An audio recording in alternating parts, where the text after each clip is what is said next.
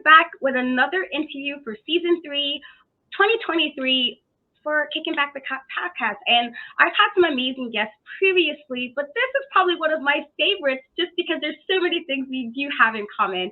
But this lovely lady has so many hats. She's a musician, a mother, content creator, wrestler, model, all these things. And so welcome everybody, Reby Hardy to the podcast. How are you today? Thank you so much. It's I want to always start. It rhymes with Debbie. It says like Rebby like Debbie. Reby. Okay, my bad. No worries. So I guess one of the things I actually really appreciate that I thought was super awesome was that you are like you play instruments and some piano is something I always wanted to learn but never really got into it. And so what kind of got you into like learning the piano and like even composing, which you have done previously? Like what was You the should. moment for you? You're like, "Yeah, that's something I want I was to kind of just thrown into it. I started playing the piano probably the age of 4. There was a lady in my apartment building who would give lessons, and my parents, literally from the time I was like 2, they would be bothering her like, when can she start? And the teacher would say like, well, when she can say her ABCs, then she can do lessons. So I was kind of thrown into it, but I'm so glad that I was, because like I remember even being like in middle school, like trying to quit. Like, can I curse? I curse a lot. Like, fuck this, like I don't want to do this shit no more. I'm bored. And my mom was like, no, you got to keep going. And like, thank God, because it actually went somewhere. So that's how it started. But I am always of the belief of like, there's nothing that nobody can't do. I mean, like some people say like, if you do a lot of things, you can't really do one of them well. Maybe, but like, just if you want to do piano, if you want to start, I do it. Please start today, and you'll be amazing. I'm sure in a couple months. I mean, I don't know. My oldest daughter plays bass, and she learned very quickly, actually, like within weeks. And I was like, okay. And so she picked up my old keyboard when I was trying to learn, and she just got it. And I Um, was like, like, well, one of us got the music. Start a band. Fuck it, start a band. So you have your hands full. I have three. Mine's are a bit older. My oldest is 16, youngest 9. I know yours is closer to Oh the wow. yes, to the further end. And so, how do you, I guess, with doing everything that you do, how do you manage like that, but mostly having time for yourself? Because I feel like that's something like sometimes you're looked down upon when you're a mom and you want to just have a couple of moments for yourself. It's like, oh my God, Yeah. why? It's like you kind of need to kind of fill yourself to be there for your kids. And so, how do you make that happen with, I know you homeschool and all of that, and then everything else that you do? Yeah, those moments for me are few and far between. And I wish I could be like one of those people who have like a great answer and like a set schedule or something. Like, I'm probably the worst example of any sort of like life balance, because I don't really have time for myself unless I'm like up till 5 in the morning, just like sitting in silence, because that's kind of all that I get. But you know what? If it wasn't like that, I wouldn't be happy, and I'd probably be going crazy, because I'm one of those people I like always got to be doing something. So it's not much of a balance. It's probably really unhealthy, to be honest. No, it's all good. I had to learn. I had to learn. I used to always have my kids everywhere, and I'm like, it's okay to take like an hour to like go to the store and like get a book or something, and it's not like without me. Yeah. It'll come It's because hard because like I'm always here by myself. If like my husband was here more often, but when he does TV tapings every week, and then on top of it, he has like a weekend booking, he'll come home for a day and a half. He's fucking cranky and tired and useless for half of that day anyway, and it's like, so it would be different probably if I had maybe a little more support. But my dad is here, Senior Benjamin. We bought him a house down the street, so he does help out a lot. No, you need time to yourself, you'll go crazy. It's true. That's why I'm always in a bad mood, because I go crazy. and so another thing, I started doing content mostly during the quarantine just because I write, and then writing kind of got a bit hard because it's like, okay, the world's kind of if right now, and the kids Mhm. are home now for me because they were actually in school, and so something you do is content, and you have like quite a few different things. You have like your streams. I love your TikToks. Always so Thank you. entertaining. So how do you, I guess, come up with the concepts for like the content that you decide to create? Gosh, a lot of it is just from feedback from people. You know, my Life of Gothic Baby series is super popping right now, which is amazing and unexpected. Uh, going to be on Inside Edition, you know, next week, and just press all over the world. It's nuts. And you know, that even had just started as like a satirical response to people talking shit about the colors I chose for my nursery. You know, so it's a lot of like, there's no real set format. I wish I could say I have a niche. I guess if I did, it'd be like more the alt sect, but it's just things in my life that you know, people say romanticize your life. Well, I romanticize my life, and then I kind of also poke fun at it. You know, obviously there's a lot of weird elements in this family. So maybe that's something that people like to see, and I just go with that. I have no real plan. Okay. Yeah, I saw some of the criticism about that, which is always insane to me, just because it's always people who are not moms who have a Oh, lot to say. 100%. 100 every fucking time about everything, not just this, everything. It's everybody's a perfect parent until they have kids.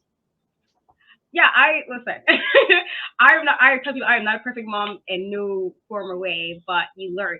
But you also do what works for you and do what works for your kids. And so I actually think it was cool. I wish, because I live in an apartment in New York. I wish I could have had like a room to do something super like awesome like that. Honestly, uh just super like oh, I love it. And so even with that, I know you said it's like more of a response trying to be like sarcastic in a bit, but like it seems like it's just I love the whole concept. uh you always, every time you've ever shown a part of your like with us, like your house, of how you style certain things, even with your Christmas shoots, it's always just so top notch. And so even with that, I guess, as far as like designing that room, how did that come about? Because I know you like, you witchy things, as do I, but like as far as making it where before the series, I guess, like what was the ideas of trying to get that room together? so I feel like the majority of my house is kind of like leans more towards a dark aesthetic or whatever. But you know, the Gothic Baby, she's a girl, and she was my first girl after three boys. So it's kind of like at this crossroads where I was like, all right, I'm having a girl. I can go like, you know, this room all fucking pink and Barbie and girly. And, you know, that's kind of like where everyone's mind went. And mine did too for a moment. Or I can do something different. And you were just saying you live in an apartment in New York and how you wish you could kind of do this kind of stuff. That was me growing up in a little ass apartment in Queens. And it was filled with antiques. So that kind of style was always in my head. But you know, especially in the 90s and stuff, you had movies like Beauty and the Beast and like Cinderella, like Disney movies, and it would be like princess shit, but it wasn't like pink and plastic princess shit like it is now. I feel like it was like, you know, actual castles and like medieval and that gothic architecture. So I was Yeah. like, man, what would I want as a little girl? And I kind of went to that. Well, I wanted like this like Baroque Disney Gothic sort of style in it. So it kind of that's how it started, really. That, and I wanted it something more gender neutral to not like put her in this pink box. Yeah, that was with when I had my daughter, because there's also a girly, like make all these things, like, and then she's totally left now. She likes her own thing, and I let her be Ah, her. She's like, I'm like, give you dresses. She's like, no dresses. And I'm like, okay, I'll suck it up. I'm not gonna oh, force it.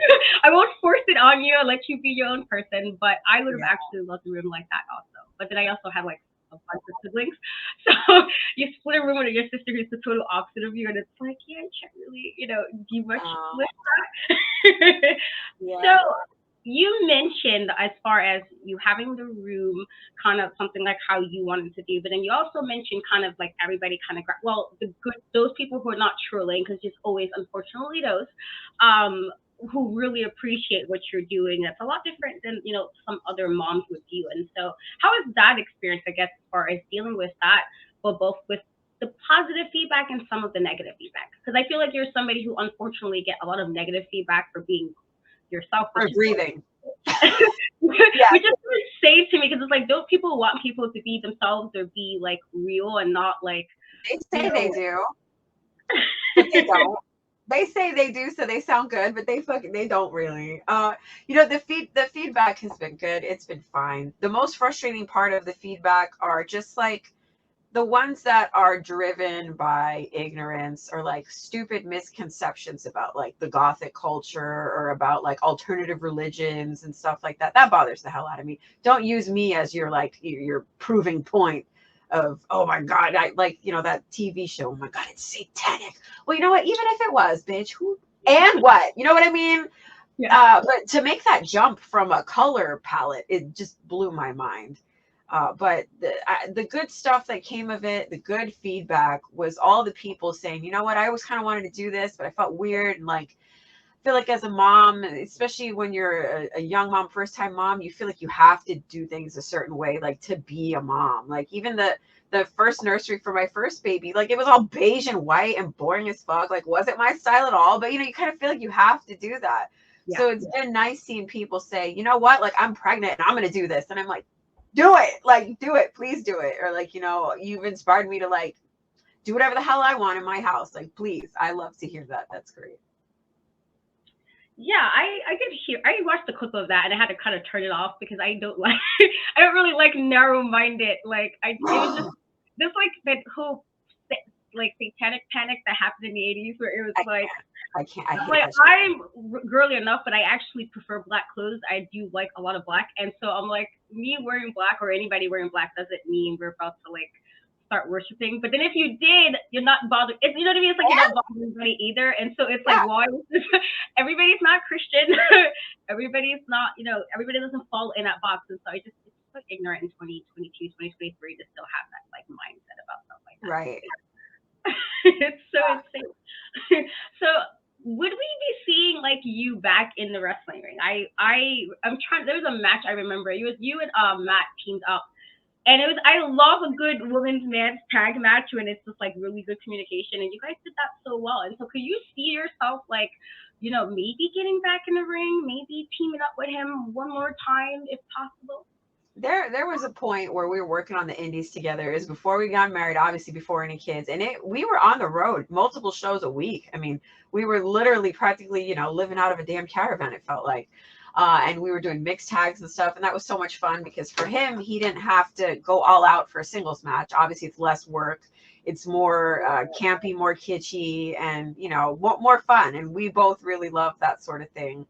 Especially me in wrestling, I love like fantasy and ridiculous shit in wrestling. You're not going to get any strong style from me. But, but I feel like back when we were doing that, obviously I don't have the fucking body now, first of all. Like my first career as a model, that's kind of, I'm always going to have that like toxic Y2K mentality that like, me personally, if I'm not thin, like I'm not worth the shit in like a vanity industry, which wrestling very much still is. No matter what people try and change names of titles and shit, it still is. It is what it is. But I don't have that. I personally couldn't do that myself. And then also how I trained, I was literally 70 pounds thinner. I was smaller. So I was like the booty shaking, high flying, and if I wrestled now, I'd have to completely retrain myself. I would not be able to be that kind of performer anymore. I'd have to be the base. I'd have to be the like a big, strong, tough bitch. And I don't have like the time or the energy to retrain, an entire new skill set into myself and recondition. I'm so out of shape, as you can tell. So it would be great. I would love to be in a managerial role again. I just did something for WrestleCade versus, of all fucking people, Jeff Jarrett and Karen Jarrett. And that was fun, but I feel like that'll be the extent of it, realistically. I would love to if the situations like with my body and everything were different, but it is what it is.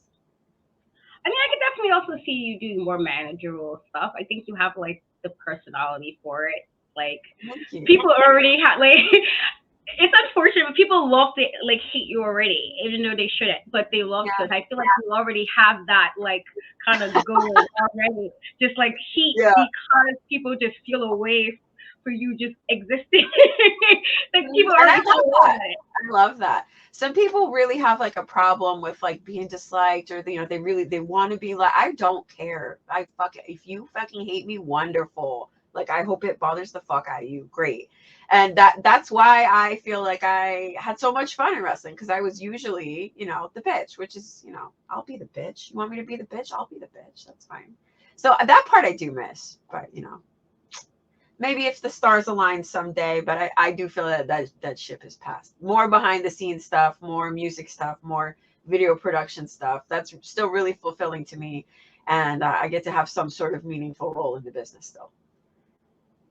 And how did you get into that? Because like, I've seen you've done quite a few. There was a couple of pictures you did of the Hardys together where you were the person who did the photography for that, and they were really good shots. And like, I feel like that's something that a good photograph sometimes can really tell like a really good story. You know, Thank sometimes without you. even saying captions. Sometimes you just a really good shot, and you do those really well. Like you've done so many awesome photograph, even with your family when you were just doing like Christmas cards. I was like, oh my god, this is so cool. And so, how as far as producing or even doing the photography, how did you get into that role of like wanting to produce or like even compose like behind the scenes and then doing things for setting up shoots and stuff? I feel like photography all started when I was still modeling. I am very particular about everything and very critical about myself and everybody else, pretty much. And, I would do photo shoots and I would see stuff and I'm like, why don't you do this? Why don't you move this? And they'd be like, why don't you do it your fucking self? And I'd be like, okay, fine. Like, so that's literally how I started shooting, just because I wanted to get better content of myself while I was modeling. And then I started shooting for my friends and like playmates and stuff. So that's really how photography happened. And that parlayed into videography, which I've always been into. There's crazy. I have like, VHS footage of me cutting the equivalent of TikTok videos today, I guess, when I was like 9, 10 years old, which is insane. I really need to find that footage. But I love storytelling. I love romanticizing stuff. I love documenting things. There's so many instances where people would roll their eyes whenever I pull my camera out, even in like middle school or even lately, but it's 10 years past and those people are the ones saying, hey, do you have those photos? Do you have this? You can never have enough. And I'm glad that I was so obsessive about documenting stuff at a young age, and because it obviously it worked out pretty good for me. I have a hard time trusting anybody with my image too. It's weird, which is why this is only the second wrestling interview I've done like in my life. Like, I'm just really, I don't know. I want to do everything myself. I don't trust anybody. So that's how that is. I don't trust anybody. That's why I do everything. No, I listen. I totally understand. I don't know if it's more for me. It's just most I'm really critical of myself, and so I'm always like, I could have done this a little better. I probably could have did this differently, but I totally get it. I understand. Like, I don't know. Maybe it's like even a bit of a control freak, which whatever. I'll own it. That's fine. So you also homeschool your children, which I could like power to you during that quarantine period. It was very hard because not only I guess the way they teach kids, at least in New York, the way they teach kids now is a lot different than it was when I was growing up. And I'm like, I didn't learn it this way, and it's a little more Oh, confusing. yeah. So for me, it was a bit like stressful, kind of like trying to like keep their spirits up because of everything was going on, but also make sure they learned throughout this whole time. And so you do this on a regular basis as far as homeschooling. So how is that experience as far as doing that and then different, I guess, from when you yourself was like in school and having to kind of be around like people that wasn't your family? Because I feel like that's a different bond you have with your siblings than you would, let's say, with somebody at school. Yeah, I feel like the quarantine really destigmatized homeschooling. Everyone knows that trope of homeschool where it's like the weird homeschool family, the weird homeschool unsocialized children. And it's like, my kids are so the opposite of unsocialized. They're probably hyper socialized. They're constantly with us in situations with other kids, with adults, real life experience, real world type shit that they're actually learning, in addition to the actual like homeschool sit down stuff that we do.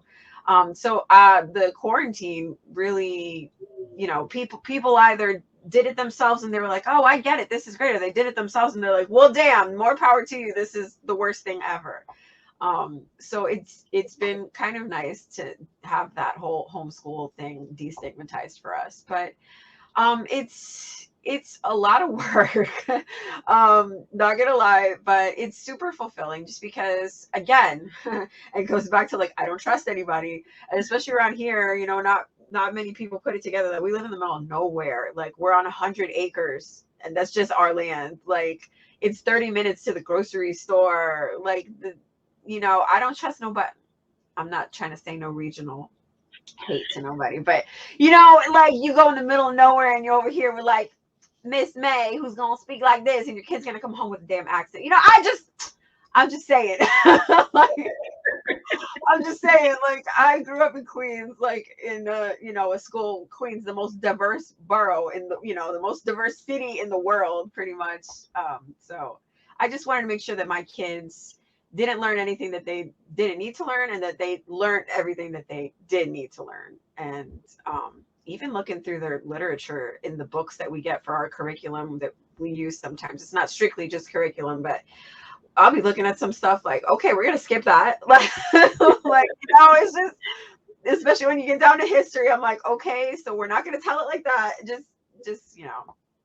I'm so thankful to be in a position where I can homeschool. It's definitely like a privilege, and my husband busts his ass, and I get to stay home, and not that it's easy, because I have a million jobs plus, the kids, but I'm lucky to be able to do that. Thank goodness. Yeah, history. They do not teach that correctly, and so I very much the same thing. Like we learned, and she was like, "I'm going to tell you what really happened." I'm like, okay, yeah. I'm I was thinking it was just when I was growing up that stuff was no, they're still putting crazy shit in the books now, and I'm like, what the hell is? Where are your editors? Yeah. Just not to say it, but like sometimes the whitewashing of the history, it's not always as it's not as pretty as it's always portrayed in the history books. So yeah, especially I'm Puerto Rican, so we get to the part about like Christopher Columbus. I'm like, fuck Christopher Columbus. Like, I was like, let me stop. I mean, yeah. No, but same. No, this is indigenous. We're not doing Christopher Columbus over here. No, absolutely not. Yeah. Is there something, I guess, because you've done so many things already, but saying that you won't go back into wrestling, but was there something that you haven't done in wrestling that you would have loved to do before you kind of was like, you know what, that's it for me?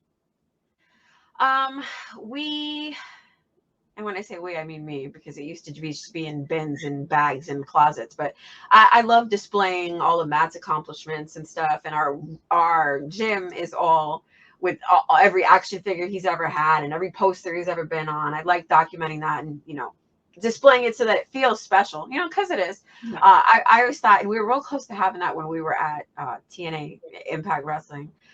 Like action figures of like me and the kids for the whole House Hardy thing. I thought that would have been really cool. So if there would be some situation where that would be able to happen, I would probably do anything. I'd probably get my fat ass back in the ring if it meant we get out some action figures, but it's probably not gonna happen. I don't know. Could we put it in the universe? Put it out there. Maybe we can get that. But that's something I love about as a mom, I'm like the person who wants to have everything and like pictures and everything just to kind of have it. Like you never know. And so I love that you actually have it where it's set up where you can kind of just showcase your accomplishments, because in general, it's just like there's a good feeling. Like it's not even like I don't see it as a cocky thing. Mostly just like, oh, I did this. This is kind of cool. That I mean, instead of having it tucked away or molding, rotting away somewhere, but fucking stun it. Shoot, should. So I know you say you don't have much downtime, but for the moment that you get the little slices of it, what are some things you like to do that's just not work related? It's very particular, and it's not too many things. I love to crochet. I love to make stuff. Photo, video editing. I guess content creation is more work. So that, but anytime I'm sitting down, it's never really idle. It's always like, something on the phone. And then my thing that I'm really super into now is escape rooms. I'm like obsessed. I'm like one of those weird escape room people. Like I cannot, like I've done all the ones in the area like multiple times. I need to start going into other cities to like do escape rooms now. That's the thing that I like to do when I am kid free. The rare times. Escape rooms are pretty solid. I've always went there with people who was always like drunk, and so no, you gotta go. You gotta get in character. Like you gotta be in the kayfabe. Like you gotta be like, let's make I sure am this Ghostbuster. Like, two of them would be like, "Oh yeah, I can't do it because I'm kind of drunk," and I'm like, "Dude, this is like we gotta work together here." It's So life I or had to death. win for a while because of that. Because I'm like, "Listen, we can't be drunk going in. You gotta be ready so we can beat the Yeah, group." yeah. So you've been married for some time. I'm formally married. I'm divorced now. But how is like I guess the it's all good. Listen, I had to get to a place that's like sometimes things is just not meant to work out, and you move along, and you know what Yeah. comes. And so for you, with because I know he does travel a lot, and then it's like again having time for yourself, but then also having time for the kids and family. And so how is that? I guess dynamic with you, like I guess him traveling a lot, but then when you guys are back together, how is that like? I guess balancing that as well as being a mom, but also having some adult time where it's not you got to kind of hover too much with the kids. Yeah, it's rough right now, and we realize that we're in that rough period, and that it's not forever because we got four kids under 7. They're all real little, and they all require a lot of attention all the time, and it's always at different times. So we are both the same in that we don't like require a lot of attention from each other. I feel like more important is like respect. So when he's home, we don't even sleep in the same bed. So like when he's home, it's kind of like, okay, you're home, and it doesn't have to be all the time. I feel like this lifestyle isn't for everybody. Like people always say like, oh, I would love to be married to a wrestler. Like you probably won't, because you probably wouldn't get the attention you wanted. Like everything would piss you off. Like you'd be me. I'd say the hardest thing though, like relationship wise, is to not hold resentment, because like here I am holding it down, losing my fucking mind constantly. People wonder why she always off the handle, why she ain't got no patience. My patience goes to my kids, and it's a lot, it's a lot. Okay, so if I seem like I'm in a goddamn bad mood, because they got all the patience and there's none left for nobody else. So I just have to remember, he's got his own like little world and his own life going on, and I can't be too mad when he comes home, because he's not in it, he don't see it. It's okay. I just have to remember that it's not forever. It's they're not going to be little forever. They're not going to be this needy forever. We'll be able to chill someday. Even though he says he wants more kids, I don't know where the hell he's going to pull them out of, because it ain't me. But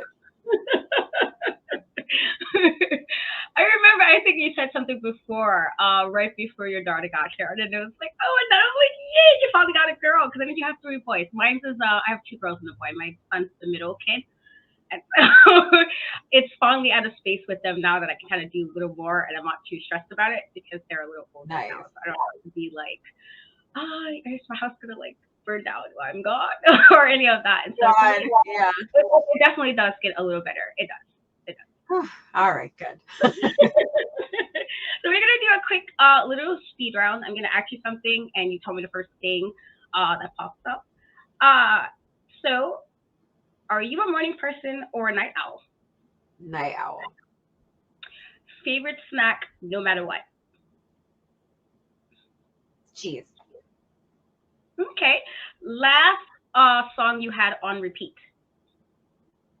Um, Bella Lugosi's dead. Okay, okay. Last show you was able to binge watch. Oh, that Meghan Markle documentary. I have to watch that. I haven't watched it. I need to All watch right, you should watch it. It's good.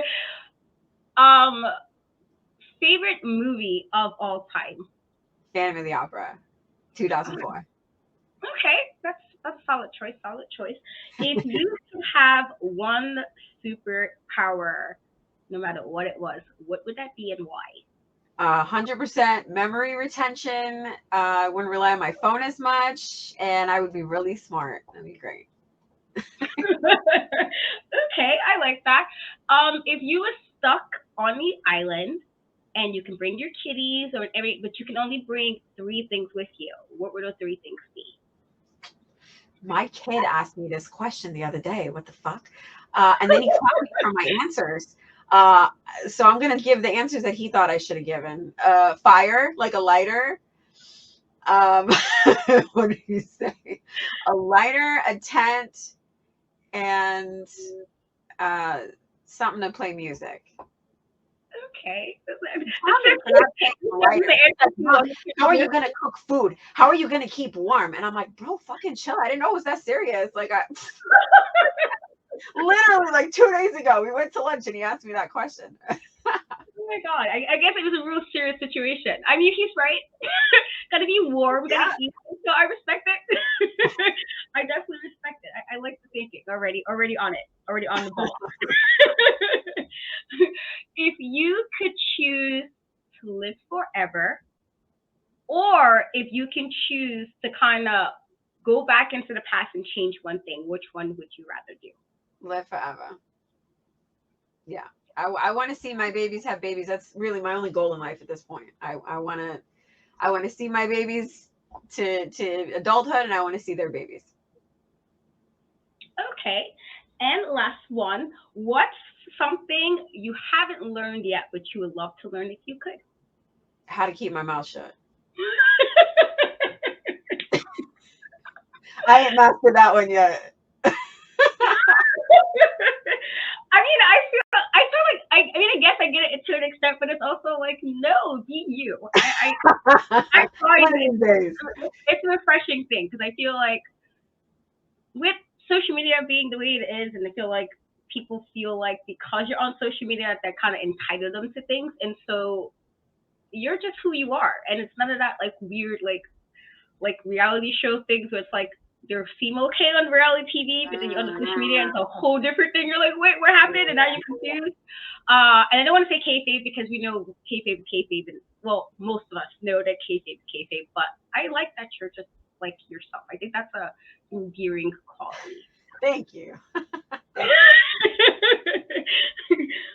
So, is there anything you would like to tell the audience that you got going on or that you check out and look out for? I am in the middle of writing a book right now. It is a children's book, and it is very much inspired by Gothic Baby. So, in the process of that and shopping that around, and I'm hoping that's going to be my next big thing. And other than that, really just stay tuned to the TikTok and Twitch. That's all at Reby Hardy. And yeah, that's about it. That's so awesome. I write books, but not children's books. Mine's are more for adults. So so I want to do that maybe one day, but I will have to totally tone down how I write because it's not meant for kids. Oh, cool. Yeah, so I can't wait. I'm excited about that. I think that's so cool. Thank you. Thank you so much. I want to thank you so much for coming on my podcast. Like, you were somebody I've been wanting to interview forever, and I just like, let me see if I get a response. If I email and get a response, so I was like really happy when I did get the response. So thank you so much for coming on and for being your fabulous self and just so you know who you are. I love that about you. Oh, thank you. Thank you. Nice to meet you so much. Thank you. Thank you. And again, guys, I will have all the links and social media in the description. Definitely go follow, subscribe, all that good stuff. Super awesome content on TikTok, as I said earlier. And we're hoping we can get that book soon. Okay, so we can read Child Kitties. We can read Child Kitties about Gothic. I think that's awesome. So we definitely go look out for that. And until next time, guys, I will catch you later. Bye. Bye.